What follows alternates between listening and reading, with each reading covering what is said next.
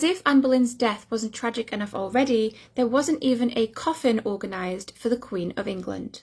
When Anne Boleyn was executed within the precinct of the Tower of London on the 19th of May 1536, no provision had been made for her burial.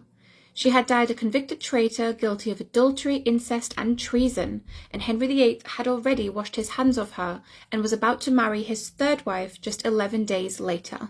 Anne Boleyn's dramatic downfall had been as brutal as it had been swift, and as her body lay oozing blood all over the scaffold, it fell to the ladies who had accompanied their mistress to care for her body. So much thought was put into Anne Boleyn's execution, Henry VIII even bringing in a French swordsman to do the deed. And in shocking contrast, little thought seemed to have been made for the burial of Anne Boleyn.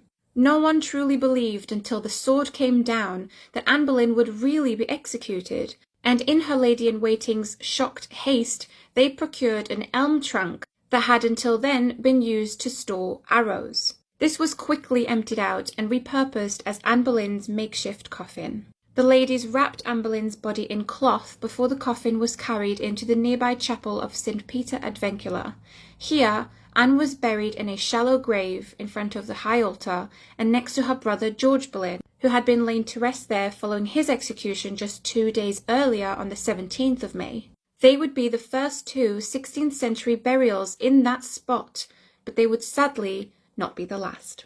You can read about Anne Boleyn's tragic end and more in my books The Saddest Princess, The Haunted Queen, The Puppet King and The Forgotten Prince. They follow the lives of Henry VIII's children and his wives. Click the link for your signed copy.